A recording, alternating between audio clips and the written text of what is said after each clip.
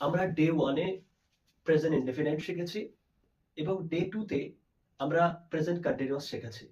আজকে আমাদের ডে 3। আজকে আমরা শিখব প্রেজেন্ট পারফেক্ট টেন্স। আমাদের সর্বপ্রথম জানতে হবে প্রেজেন্ট পারফেক্ট টেন্সটা কি।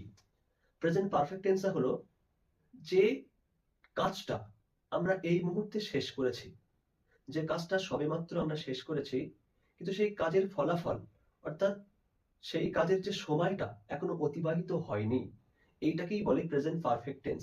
যেমন আমি সাপোজ লিখলাম, আমি যেরকম আজকে শেখাচ্ছি প্রেজেন্ট পারফেক্ট টেন্স, সেটা লিখে নিলাম প্রেজেন্ট পারফেক্ট টেন্স।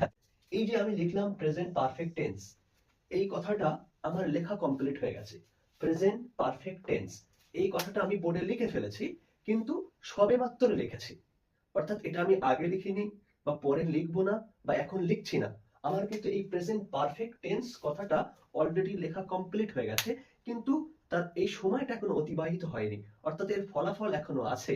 তাহলে এই ধরনের কোনো কথাকেই বলা হয় প্রেজেন্ট পারফেক্ট টেন্স।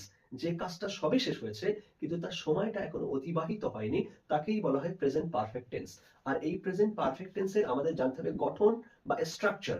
এই গঠন যদি জানি এবং আমরা যদি এই গঠন ফলো করে বাক্য লেখা শুরু করি, তাহলে অজস্র বাক্য আমরা প্রেজেন্ট পারফেক্ট টেন্সে লিখতে পারবো। যেমন এর যদি স্ট্রাকচার আমি লিখি, স্ট্রাকচার হবে সাবজেক্ট প্লাস হ্যাজ অথবা হ্যাভ প্লাস ভিতরি প্লাস অবজেক্ট, আরো যদি কিছু থাকে বাক্যে তখন আদার্স বা রিমেইনিং পার্ট।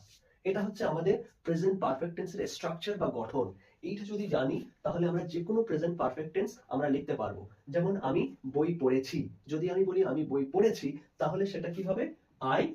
আই পরে আমরা জানি হ্যাজ এর মধ্যে হ্যাভ হয়, তাহলে আমি কি লিখবো আই হ্যাভ।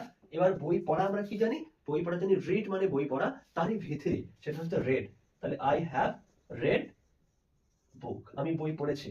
আমি ভাত খেয়েছি, তাহলে আই হ্যাভ ইটেন রাইস। যদি বলি সে জল পান করেছে, তাহলে কি হবে হি।